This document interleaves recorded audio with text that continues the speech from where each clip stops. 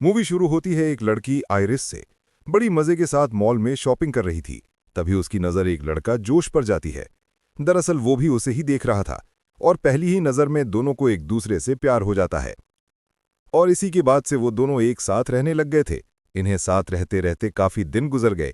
एक दिन जोश उसे अपने साथ एक ट्रिप पर लेकर जाता है। वो जगह जोश के दोस्त का घर था, जहां सभी दोस्त इकट्ठा हो रहे थे। बहुत ही जल्द दोनों उस लोकेशन पर पहुंच चुके थे। इनकी मुलाकात जोश की एक दोस्त से हुआ, जो किसी वजह से आइरिस को पसंद नहीं करती थी। ये दोनों जब अंदर आए तो उस घर के मालिक इनके दोस्त को देखते हैं, जो काफी अमीर था। असल में वो एक माफिया भी था और इसी ने ही इन सबको अपने घर आने की दावत दी हुई थी। यहीं पर हम एक लड़के पैट्रिक और उसके दोस्त को देखते हैं, जो दोनों भाइयों एक दूसरे से बहुत ही प्यार करते थे। अब वो लड़के होकर प्यार आखिर कैसे कर सकते थे, इसका जवाब हमें आगे पता चलने वाली है। खैर, ऐसे ही मिलते जुलते रात हो गई। ये सारे के सारे लोग बड़े मजे से खूब सारा ड्रिंक करते हैं और साथ में इन्होंने डांस भी किया और खूब मौज मस्ती की। अगली सुबह आइरिस और जोश दोनों घर के पास नदी के बारे में बातें करने लग गए। आइरिस उसे कहती है कि चलो क्यों ना वहां चलते हैं, बहुत मजा आएगा। जोश कहा कि तुम चलो, मैं तब तक नहा कर आता हूं। वो अकेली ही नदी किनारे जाकर खड़ा हो जाती है। उसने जब अपने जेब में हाथ डाला तो उसने देखा कि उसकी जेब से चाकू निकल रहा है। उसे देखकर वो काफी हैरान रह गई, सोचने लग गई कि आखिर ये नाइफ मेरे जेब में कैसे आ गया। तभी यहां पर घर का मालिक भी आ जाता है, इसीलिए आइरिस फौरन से चाकू को वापस रख लेती है। वो जैसे ही बहाना बनाकर वहां से जाने लग गई, तब मकान मालिक कहने लगा कि इधर ही बैठ जाओ, बातें करते हैं। अब वो रुकना तो नहीं चाहती थी, लेकिन उसकी जिद करने पर रुक गई कि तभी वो बहुत ही अजीब बात कहता है, तुम मेरी पीठ पर लोशन लगा दो। ये सुनकर आइरिस को बुरा तो लगने लग गया था, लेकिन वो ऐसा करने लगती है। अब उस मकान मालिक की हरकतें यहीं तक ही सीमित नहीं था, बल्कि वो फौरन से आइरिस का हाथ को ही पकड़ लेता है। अजीब तरह से उसे हाथ लगाते हुए उसे अपने बहुत ही करीब कर लेता है। आइरिस को बहुत बुरा लगने लग गया। वो बार बार कह रही थी कि ये तुम क्या कर रहे हो, छोड़ दो मुझे, ये बहुत ही गलत हरकत है। लेकिन वो ये कहने लग गया, कोई बात नहीं मेरी जान, जैसे जैसे मैं कह रहा हूं तुम भी करो। इस बात से आइरिस को अब बहुत ही ज्यादा गुस्सा आ गया। वो बोतल को उठाकर उसके मुंह पर मार देती है। मकान का मालिक गुस्से में उसे जोरदार थप्पड़ जड़ देता है, जिससे वो नीचे गिर गई और इस तरह से इन दोनों के बीच हाथापाई होने लग गई थी। उसने आइरिस के गले को जोर से दबाते हुए दबोचने लग गया। वो बस मरने ही वाली थी। अपने बचाव में आइरिस उसी चाकू को उसके गर्दन में घोंप देती है, जिससे मौके पर ही उसकी मौत हो जाती है। कुछ देर के बाद हाथ में चाकू लिए खून में सनी हुई आइरिस अपने दोस्त के पास आई। कहने लग गई कि मैंने उसे मार डाला और मैं ऐसा करना तो नहीं चाहती थी। उसने मेरे साथ जबरदस्ती करने की कोशिश कर रहा था, फिर मेरी जान लेने वाला था। जोश भी उसके पास आकर कहता है कि शट डाउन, बंद हो जाओ, और उसके ऐसा कहते ही आइरिस बंद हो जाती है। उसके शट डाउन होते ही ये लोग उसे चेयर से बांध देते हैं, जिससे हम समझ पाते हैं कि आइरिस कोई इंसान नहीं, बल्कि वो तो एक रोबोट है, एक ह्यूमनॉइड रोबोट, जो एक इंसान जैसा दिखने वाले रोबोट्स होते हैं। अब पैट्रिक का दोस्त जोश कहता है कि ये तो एक मशीन है, आखिर ये कैसे किसी की जान ले सकती है, और ये खतरनाक भी नहीं है। जोश ने कहा कि तुम फिलहाल के लिए यहां से जाओ, मैं इससे बात करता हूं और सब कुछ समझा देता हूं। अब जोश उसे एक बार फिर से चालू करता है। आइरिस अभी भी काफी घबराई हुई थी। वो बार बार एक ही बात किए जा रही थी कि मुझे माफ कर दो प्लीज, मैंने ये जानबूझकर नहीं किया। जोश कहता है कि तुम्हें उसकी जान नहीं लेनी चाहिए थी, वो तुम्हें कुछ नहीं कहता। जानती हो क्यों? क्योंकि तुम कोई इंसान नहीं बल्कि एक रॉबोट हो। ये सुनकर आइरिस काफी चौंक जाती है, क्योंकि आज से पहले उसे इस बारे में कुछ पता नहीं था। कहने लग गई कि ऐसा कैसे हो सकता है? अगर मैं रॉबोट हूं तो फिर मैं सब कुछ महसूस कैसे कर सकती हूं? इस पृथ्वी के सभी चीजों को मैं समझती हूं। तुम्हारे लिए फीलिंग, इमोशंस, जज्बात के साथ साथ तुमसे प्यार करती हूं। हमने बहुत सारे वक्त एक साथ गुजारे हैं और बहुत सारे ट्रिप्स पर हम साथ में जा चुके हैं। इस पर जोश कहता है कि तुम सिर्फ एक मशीन हो और जो ये सारी चीजें तुम करती रहती हो वो तुम्हारे प्रोग्राम्स हैं, यादें हैं जो तुम्हारे सिस्टम में डाले गए हैं। अब यहां से सीन को उस टाइम में लेकर जाया जाता है जब रोबोटिक कंपनी वाले पहली बार आइरिस को जोश के घर लेकर आए हुए थे। कंपनी वालों ने उसे कहा हुआ था कि ये रोबोट कोई आम रोबोट नहीं, बल्कि ये बिल्कुल इंसान ही है, इंसानों जैसे ही जज्बात रखती है। तुम बस जल्दी एक बार उसके साथ प्यार दोस्ती बना लो, फिर यह हमेशा तुम्हारे साथ रहेगी, तुमसे प्यार करेगी। जब आइरिस का सिस्टम पूरी तरह से एक्टिवेट हो जाता है तो जोश जाकर उसके सामने बैठ जाता है। आइरिस ने जब जोश को देखा तो उसके साथ प्यार वाला लिंक बना ली थी, जिसका मतलब था कि इस कहानी के शुरुआत में जो हमने प्यार वाला सीन को देखा हुआ था वो असल में हुआ ही नहीं था। वो तो बस आइरिस की यादों में डाला गया था और इस तरह से इनके प्यार का रिश्ता बना हुआ था। आयरिस उसे प्यार करती है। उसे लग रहा था कि उन्होंने बहुत सारा टाइम एक साथ गुजारा है, लेकिन ऐसा तो नहीं था, क्योंकि इन्हें मिले हुए बस एक ही हफ्ते तो हुए थे।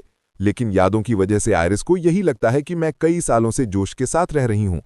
जोश उसे ये भी बताता है कि तुम्हारी आंखें भी दिकल लाइट हैं, मतलब तुम्हारी आंखें असली नहीं है। से जो पानी निकल कर बाहर आते हैं वो आंसू नहीं है, बल्कि एक नॉर्मल पानी है, क्योंकि तुम्हारे अंदर में एक टैंकर लगाया हुआ है। जब तुम दुखी होती हो या फिर इमोशनल होती हो तो पानी अपने आप ही निकलने लग जाते हैं। ये सारी बातों को सुनकर आरिस कहने लगी कि मैं चाहे जो भी हूँ, लेकिन मैं फिर भी तुमसे प्यार करती हूँ।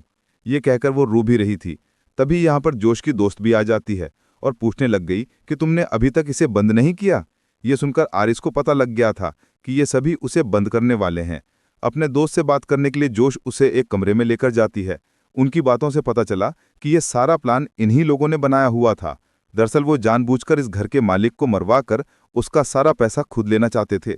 जोश कहता है कि हमारा रास्ता साफ है, मैं कंपनी के आने से पहले आरिस को रीस्टार्ट कर दूंगा, यानी उसकी यादों को शुरू से शुरू कर दूंगा। वो अब तक का सब कुछ भूल जाएगी और हम उस पर ही इल्जाम लगा देंगे। इधर आरिस को वही नाइफ जिससे वो माफिया पर अटैक करके उसे मरा था नीचे गिरा हुआ मिलता है। उसे लेने के लिए वो चेयर को खिसकाते हुए उस तरफ जाती है और फिर नीचे गिरकर चाकू को लेने की कोशिश करती है। लेकिन उतनी ही देर में यहाँ पर जोश आ गया और जब वो आरिस के करीब जाने लगा तो वो चाकू से उसकी गर्दन पर वार कर देती है, जिससे वो जख्मी होकर नीचे गिर गया। आरिस खुद को चेयर से छुड़ाते हुए जोश का फोन को लेकर घर से बाहर आ गई और जंगल की तरफ भाग जाती है। जोश की दोस्त उसे बस देखते ही रहे, कुछ कर नहीं पाते। पैट्रिक के दोस्त को भी पता चल चुका था कि आरिस के जेब में चाकू जोश ने रखा हुआ था। जोश उसे बताता है कि यह सब हमारा ही प्लान था और अब अगर कंपनी के आने से पहले हमने उसे नहीं पकड़ा तो हम सभी फंस जाएंगे। वो एक पेन ड्राइव को सामने रखते हुए कहता है कि इसकी मदद से मैं आरिस में चेंजिंग कर सकता हूं और उसे पूरा बदल सकता हूं, लेकिन इसके लिए हमें उसे पकड़ना ही होगा। अब जोश पैट्रिक के दोस्त को भी पैसे दिखाता है जिनके लिए इन्होंने घर के मालिक की जान ली। जोश ने सभी को बताया कि इन पैसों को 3 हिस्से में बांटेंगे, एक मेरा, दोस्त का और एक तुम्हारा, जिन पैसों को हम आपस में ही बांट लेंगे।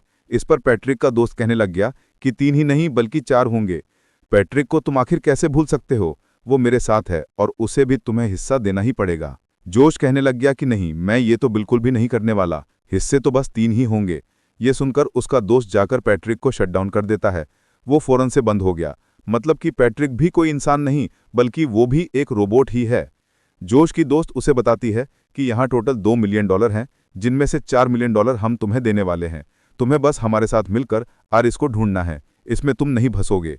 वो मान तो गया, लेकिन कहने लग गया कि गन मैं अपने पास ही रखूंगा क्योंकि आरिस बहुत ही खतरनाक है। जिसके बाद वो पैट्रिक को भी दोबारा से स्टार्ट कर देता है। उधर हम देख पाते हैं कि आरिस जंगल में भागते हुए काफी अंदर तक पहुंच चुकी थी। जोश का फोन उसके पास तो था, जो कि अच्छी बात यह भी थी कि उसे उस फोन का पासवर्ड पता था। फोन को खोलते हुए इंटेलिजेंस वाला ऑप्शंस दिखाई दी, शरीर का दिमाग का, जो कि 40% दिखा रहा था, लेकिन उसे बढ़ाते हुए 100% कर लेती है, यानी कि अब उसका दिमाग सभी के मुकाबले में काफी तेज काम करेगा। ऐसा करते ही उसके अंदर बदलाव हो चुका था। वो चारों दोस्त जंगल के अंदर तक आ गए थे। जोश कहता है कि हमें 2 टीम बनाकर अलग अलग जाकर आरिस को ढूंढना होगा, क्योंकि इस तरह से हम बहुत ही आसानी से उसे ढूंढ भी लेंगे। और अब ये लोग अलग अलग होकर आरिस को ढूंढना शुरू कर देते हैं। आरिस जब पैट्रिक और उसके दोस्त को देखती है तो फौरन से एक पेड़ के पीछे छुप जाती है और उनकी बातें सुनने लग जाती है। पैट्रिक का दोस्त उसे बताता है कि जोश और उसके दोस्त ने बहुत ही गलत किया। उन्होंने काफी दिन पहले एक घर के मालिक को हमारे एक दोस्त को मारने का प्लान बनाया हुआ था, लेकिन इस बारे में मुझे नहीं बताया। हालांकि जोश कहता है कि वो मुझे दोस्त मानता है, लेकिन ये सब झूठ है। अगर उसने मुझे दोस्त मानता तो वो मुझे इस बारे में जरूर बताता। उसे मरवाने के लिए जोश ने आरिस को इस्तेमाल किया। जोश ने आरिस को इसीलिए खरीदा क्योंकि आरिस की मदद से ही जोश उस माफिया को मरवाना चाहता था, क्योंकि ऐसे ही उसका काम आसान लगा था। और अब जब वो फंस चुका है तो मुझसे मदद मांग रहा है। ये सुनकर पैट्रिक कहने लग गया कि मैं भी तो एक रोबोट हूं ना, तो तुम भी मेरे साथ क्या ऐसा ही करोगे। दरअसल उसे पता चल चुका था कि मैं भी एक रोबोट ही हूं। उसका दोस्त ये सुनकर पहले तो वो काफी हैरान हुआ, पूछने लग गया कि तुम्हें ये सब कैसे मालूम हुआ। पैट्रिक कहने लग गया कि यार, मैं तुम्हारा दोस्त हूं और काफी दिनों से तुम्हारे साथ भी रह रहा हूं, बस पता चल गया। आगे हम यहाँ देख पाते हैं कि पैट्रिक और उसके दोस्त एक दूसरे से मिले हुए थे और कैसे उनमें दोस्ती हुई। दोनों किसी एक फेस्टिवल में मिले हुए थे और इनके बीच रिश्ते की बॉन्डिंग हो गई। तब उसका दोस्त कहता है कि तुम बेफिक्र रहने की कोशिश करो यार, मैं तुम्हारे साथ कुछ गलत नहीं करूंगा, क्योंकि सच में तुम्हारे साथ रहते रहते मुझे तुमसे प्यार हो गया है। तुम बहुत ही अच्छे हो, मैं हमेशा तुम्हारे साथ रहना चाहता हूं, क्योंकि तुम मेरे लिए सब करते हो। अभी इनकी बात चल ही रही थी कि अचानक से आयरिस के हाथ में लिए फ़ोन पर बेल हो जाती है, जिससे इन दोनों को पता चल गया कि आयरिस पेड़ के पीछे है। पैट्रिक का दोस्त गन निकाल लिया था और ये देखकर आयरिस भागने लग गई तो वो शूट करने लग जाता है, लेकिन निशाना ठीक से नहीं लगता। ये देखकर पैट्रिक का दोस्त दूसरे साइड पर जाता है और जब आयरिस भागते हुए आगे बढ़ रही थी तो वो सामने से आके उसे पकड़ लेता है, जिससे ये दोनों घसीटते हुए नीचे गिर जाते हैं। लेकिन इससे पहले वो गन को लेकर दोबारा से आयरिस पर हमला करता वहीं उसे पकड़ लेती है। अब इन दोनों के बीच हाथापाई होने लग चुकी थी, लेकिन इसी बीच गन ट्रिगर हो जाती है। गोली सीधा पैट्रिक के दोस्त को लग गई और उसकी मौके पर ही मौत हो गई। अब ये सब कुछ ऊपर पेड़ पर खड़ा हुआ पैट्रिक भी देखे जा रहा था, और अब जब जोश के साथ उसकी दोस्त भी यहाँ आए, लेकिन आयरिस एक घर की तरफ भाग जाती है। वो जोश की हाई टेक्नोलॉजी वाली कार में बैठ जाती है और उसे लॉक्ड कर लेती है। तब तक जोश भी यहाँ पर आ चुका था, जो दरवाज़ा खोलने की कोशिश करने लगा, लेकिन कार चल नहीं रही थी क्योंकि वो आवाज़ की कमांड देने पर ही स्टार्ट होती थी। आयरिस ने जब अपने आवाज़ में गाड़ी को चलने के लिए कहा तो वो मैच नहीं करती। उसके पास वक्त कम था क्योंकि जोश कांच को तोड़ने लग गया था। अब आयरिस अपना दिमाग लगाती है। वो सेटिंग्स में जाकर अपनी आवाज़ को बदलकर जोश जैसा बनाने लग जाती है। जल्द ही उसके जैसा आवाज़ बनकर मैच हो गई और गाड़ी स्टार्ट हो जाती है और आयरिस यहाँ से भाग गई। लेकिन यहाँ पर जोश का भी दिमाग काम कर गया। वो फौरन से घर के अंदर आया। घर के मालिक का फ़ोन को लेकर पुलिस में रिपोर्ट ये कर देता है कि मेरी गाड़ी चोरी हो गई है। जैसे ही रिपोर्ट रजिस्टर्ड हुआ, गाड़ी एक रोड के किनारे आकर अपने आप ही बंद हो जाती है। फिर जोश उसी फ़ोन से अपने फ़ोन पर कॉल लगाया, और जब आयरिस ने फ़ोन को उठाया तो जोश कहने लगा कि प्लीज़ तुम घर वापस आ जाओ, मैं सब कुछ ठीक कर दूंगा। अब क्योंकि तुम एक रोबोट हो तो तुम्हें कोई सज़ा नहीं मिलेगी, और अगर तुम्हें इस बात का दुख भी हो रहा है तो कोई बात नहीं, मैं तुम्हारे अंदर बदलाव कर दूंगा, जिससे तुम सब कुछ भूल जाओगी और हम फिर से एक साथ रहने लग जाएंगे। इस पर आयरिस कहने लग गई कि नहीं, बिल्कुल भी नहीं, अब मैं दोबारा से तुम पर भरोसा करके गलती नहीं करने वाली। तुमने तो घर के मालिक को मारने के लिए मुझे इस्तेमाल किया है। जंगल में पैट्रिक और उसका दोस्त बातें कर रहे थे और मैंने उनकी सारी बातें सुन ली है। अब मैं यहाँ से कहीं दूर चली जाऊंगी और दोबारा कभी भी लौटकर तुम्हारे पास नहीं आऊंगी, क्योंकि मैं भी जीना चाहती हूँ। अब जैसे ही कॉल कट हुआ, जोश भागते हुए पैट्रिक के पास पहुंचा। वो उसकी दोस्त का फ़ोन लेकर पैट्रिक में चेंजिंग करने लग गया और उसके गुस्से को 100% कर देता है। ये बदलाव करने के बाद वो पैट्रिक को रीस्टार्ट कर देता है, और जब वो दोबारा से अपनी आंखें खोलता है तो इस बार उसके सामने जोश मौजूद था। यहाँ पर इन दोनों के बीच प्यार दोस्ती का रिश्ता बन जाता है और पैट्रिक अब जोश से प्यार करने लग गया था। जोश उससे कहने लगा कि तुम मेरे साथ रहना चाहते हो, लेकिन आयरिस तो हमें अलग करना चाहती है, तुम्हें जाकर उसे रोकना ही होगा। अभी आयरिस जोश के कार की कांच को तोड़ने में लगी हुई थी कि तभी उसी टाइम एक पुलिस ऑफिसर आ जाता है। वो ये देखकर गाड़ी से उतरकर बाहर आया। तब तक आयरिस भी बाहर आ चुकी थी। अब आयरिस को इस तरह से प्रोग्राम किया हुआ था कि वो झूठ नहीं बोलती, और जब ऑफिसर उसे ये पूछने लग गया कि तुम यहाँ पर क्या करने के लिए आई हो, तो वो कहती है कि पास में ये घर है, हम सभी दोस्त वहाँ पर एंजॉय कर रहे थे। अब ऑफिसर को पता था कि वो घर किसका है, इसीलिए वो आयरिस से कहने लगा कि तुम मेरे साथ चलो, मैं तुम्हें सुरक्षित तरीके से उसके पास छोड़ आता हूँ। ये सुनकर आयरिस बता देती है कि मैंने उसे जान से मार डाला है और अब मेरे दोस्त मुझे जान से मारने के लिए मेरे पीछे पड़े हुए हैं, इसीलिए मैं दोबारा से उनके पास नहीं जाना चाहती। इतनी ही देर में यहाँ पर पैट्रिक आ गया। वो बिना कुछ सोचे समझे उस ऑफिसर पर हमला कर देता है। वो पीट कर काफ़ी बुरी तरह से उसे जान से मार देता है। फिर जोश का फ़ोन को लेकर आयरिस को शटडाउन करता है और उसे लेकर वापस आ जाता है। अब जब जोश के इस वाले दोस्त को सारा मामला काफ़ी सीरियस होता हुआ नजर आ रहा था, तो वो सारे पैसों को पैक करने लग गई थी। वो जोश से कहने लग गई कि मैं तो यहाँ से निकल रही हूँ, अब इस मामले को तुम ही निपटाओ। जोश कहने लगा कि तुम मुझे इस तरह अकेले ही छोड़कर नहीं जा सकती, मैंने तुम्हारे ही खातिर घर के मालिक की जान ले ली और अब तुम्हें भी मेरे साथ ही रहना होगा। लेकिन वो तो थी जिद्दी, उसकी एक भी बात नहीं सुनती। वो जब यहाँ से जाने लग गई तब जोश उसे रोकने की कोशिश करता है। जब वो नहीं सुनती तब पैट्रिक को उसे रोकने को कहता है। अब क्योंकि पैट्रिक के अंदर बस गुस्से की आग जोश ने भर दी थी, इसीलिए वो उसे रोकने के लिए उसके पीठ में चाकू को घुसा देता है, जिससे वो बुरी तरह से जख्मी हो गई और काफ़ी तेज़ी से उसका खून निकलने लग गया और बहुत ही जल्द उसने अपना दम तोड़ दिया। अब उसकी लाश को ठिकाने लगाने के बाद जोश फिर से आयरिस को दोबारा से स्टार्ट करता है, लेकिन उसने आयरिस के हाथ को चेयर से बांधे थे, इसीलिए अब वो चाहकर भी कुछ नहीं कर सकती थी। जोश कहता है कि मैं तो तुम्हारे अंदर चेंजिंग करके तुम्हें रीस्टार्ट करना चाहता था ताकि तुम्हारे अंदर के सेव हुई डेटा डिलीट हो जाए, लेकिन अब मुझे लगता है कि तुम्हें ख़त्म कर देना चाहिए। आयरिस, जिसका दिमाग अब 100% काम कर रहा था, कहने लग गई कि मैं जानती हूँ कि तुम्हें क्या अच्छा लगता है क्या नहीं। वो और भी कई सारी बातें करती हैं जो सिर्फ जोश के दिमाग में चल रही थी, जिससे जोश को अंदाज़ा हो गया कि उसका दिमाग कितना तेज़ काम कर रहा है। इसीलिए वो उसकी इंटेलिजेंस को पूरी तरह से ज़ीरो कर देता है। यानी दिमाग का नामो निशान ही मिटा दिया, जिससे अब वो जोश के कंट्रोल में आ गई। जैसे जैसे वो कह रहा था आयरिस बिल्कुल वैसा वैसा ही किए जा रही थी। वो उसका एक हाथ आगे करके नीचे मोमबत्ती पर रख देता है। ऐसा उसने इसलिए किया ताकि उसे तकलीफ हो और आयरिस अब जलने लग जाती है। अब जोश कंपनी में फ़ोन कर देता है ताकि वो आकर आयरिस को ले जाएं। आयरिस का पूरा हाथ ही जल चुका था और अब उसका मशीनरी वाला हाथ दिखाई देने लग गया था और अब वो पैट्रिक को कहकर आग बुझवा देता है। फिर उसके कहने पर गन हाथ में लेकर अपने सर पर रख लेती है और जब वो गन की ट्रिगर दबाने को कहा तो वो खुद को शूट भी कर लेती है, जिससे अब वो पूरी तरह से खत्म हो जाती है। कुछ टाइम के बाद जब रोबोटिक कंपनी वाले लोग आयरिस को लेने के लिए आते हैं तो वो उन्हें झूठी कहानी सुना देता है। गवाही के तौर पर उसने पैट्रिक का रूप पुलिस वाला बना दिया था। वो जोश के हाँ में हाँ मिलाया जा रहा था, इसीलिए कंपनी वाले उसकी बातों पर यकीन कर लेते हैं। लेकिन वर्कर कहने लगा कि सच जो भी है वो तो हम पता लगा ही लेंगे, क्योंकि फ्रॉड से बचने के लिए हमने हर रोबोट के अंदर एक डिवाइस लगाई होती है जिसमें सब कुछ रिकॉर्ड होता रहता है। और अच्छी बात तो यह है कि ये डिवाइस रिकवर हो सकती है क्योंकि गोली सर में लगी हुई है, जबकि रिकॉर्ड करने वाली डिवाइस तो पीछे कमर में लगी हुई है। ये सुनने के बाद तो जोश के अंदर की बेचैनी बढ़ने लग गई थी, क्योंकि डिवाइस रिकवर हो गई तो उसकी असलियत सभी के सामने आ जाएगी।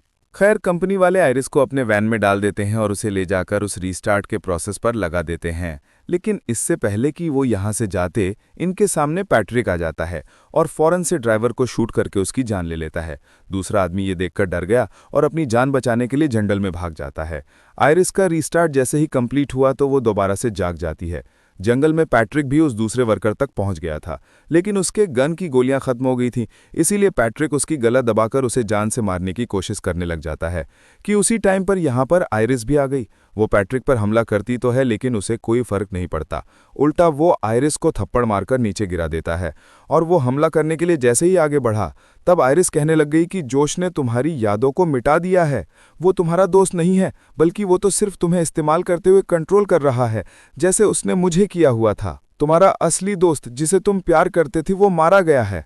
तुम याद करने की कोशिश करो कि जोश तुम्हारा प्यार नहीं है। और जब पैट्रिक अपने दिमाग पर जैसे ही जोर लगाया तो उसे धीरे धीरे सब कुछ याद आने लग जाता है कि हाँ, सच में मेरा दोस्त जिसे मैं प्यार करता था उसकी तो मौत हो गई है। वो इस सदमे को बर्दाश्त नहीं कर पाता और खुद अपनी ही जान ले लेता है। अब आयरिस कंपनी के दूसरे वर्कर से कहने लग गई कि मुझे तुम्हारी मदद चाहिए। तब वर्कर ने उसके अंदर वैसा चेंजेस कर डाला जैसा वो चाहती थी। फिर आयरिस जोश के पास चली गई। वो अपने फ़ोन के जरिए उसे बंद करने की कोशिश करता है, लेकिन अब वो बंद ही नहीं हो रही थी क्योंकि वर्कर ने आयरिस के अंदर बदलाव कर दिया था। चेंजेस के बाद अब उसे कोई कंट्रोल नहीं कर पाएगा। इस बात से आयरिस को खुशी होती है। अब सीधा आयरिस जोश पर गन तान देती है। जोश उसे कहता है कि तुम मुझे नहीं मारोगी क्योंकि तुम मुझसे प्यार करती हो ना। अब ये कहानी एक नया मोड़ ले लेती है क्योंकि एक बार फिर से आयरिस जोश की बातों में आ चुकी थी, लेकिन वो उस पर हमला कर देता है। वो काफ़ी बुरी तरीके से उसे उठाकर इधर उधर मारने फेंकने लग गया। फिर वो उसे पकड़कर कहता है कि तुम्हें कैसे कंट्रोल करना है मैं अच्छे से जानता हूँ। उसके हाथ में आयरिस की लाई हुई गन थी और इस बार वो आयरिस को वहां मारने वाला था जहां पर आयरिस का डेटा सेव होती है, लेकिन इस बात से वो अनजान था कि आयरिस के हाथ में भी हथियार है और वो बिना टाइम वेस्ट किए उसके सर में नाइफ को सीधा घुसा देती है, जिससे मौके पर ही वो मारा जाता है। इसके बाद हम देखते हैं कि आयरिस अपनी जिंदगी में बहुत ही खुश है, काफ़ी अच्छे से अपनी लाइफ को स्पेंड कर रही है, वो भी बिना किसी के कंट्रोल में। अब उस पर हुकूमत देने वाला कोई नहीं था, वो बिल्कुल आज़ाद थी। वो जो चाहे अपनी मर्जी से कर सकती थी। सारे पैसे और एक आलीशान कार को लेने के बाद कहीं और रहने के लिए चल पड़ती है। उसे उम्मीद थी कि मेरी नई जिंदगी बहुत ही खुशहाल होने वाली है, और यही दिखाते हुए ये कहानी यहाँ पर ख़त्म हो जाती है। आगे और भी मूवी एक्सप्लेनेशन वीडियोस देखने के लिए कमेंट में नेक्स्ट लिखना ना भूलें। Thanks for watching.